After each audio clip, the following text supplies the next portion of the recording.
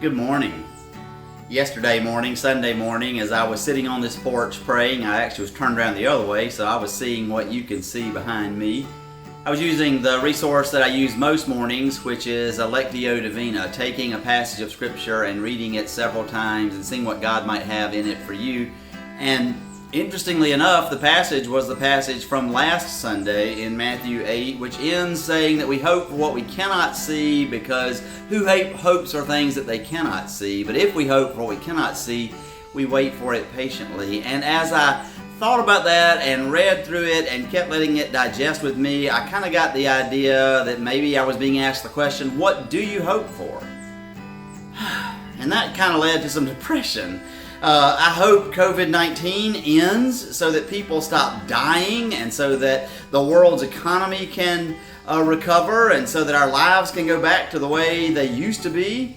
I hope that we can become better together as a country, racially and politically. All of the racial divides that we see, I would just love to see healed up, and all of the political, particularly just the viciousness in politics, I would like to see done away with. I'd like to see poverty ended, see people not hurt and not struggle so much, have access to health care and have access to food and housing and all of the things that they really should.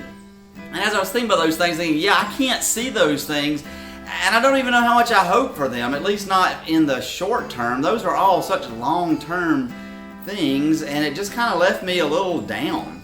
Not really where I wanted to be heading into church. But one of the reasons I think we always try to pray and to seek God's will, even when it doesn't seem to be coming, is on the way into church, I had the car on just kind of random music that was on my cell phone.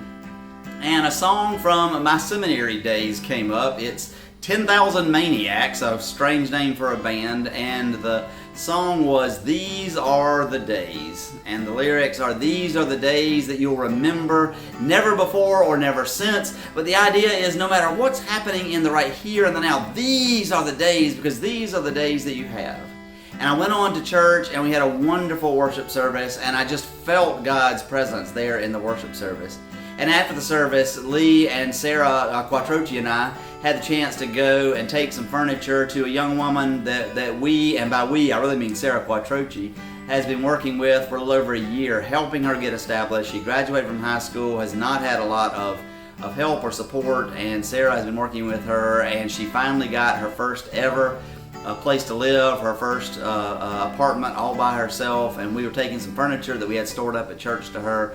And what a day it was to recognize I didn't solve poverty, I didn't solve all the problems for this young woman, but I did get to be a part of that, and I got to be a part of worship, and I realized these are the days. And if hope is all about wishing for what might come and putting off what we can do today until tomorrow, then that's just a waste of our time. But rather, I think we need to do what Jesus said, which is don't worry about tomorrow, for tomorrow will bring worries of its own. Today's trouble is enough for today. And then when Eugene Peterson translated that, it's Matthew 6:34, Eugene Peterson translated it with a little more positive spin on it. Give your entire attention to what God is doing right now. And don't get worked up about what may or may not happen tomorrow. God will help you deal with whatever hard things come up when the time comes. And so on this Monday, let me remind you, these are the days.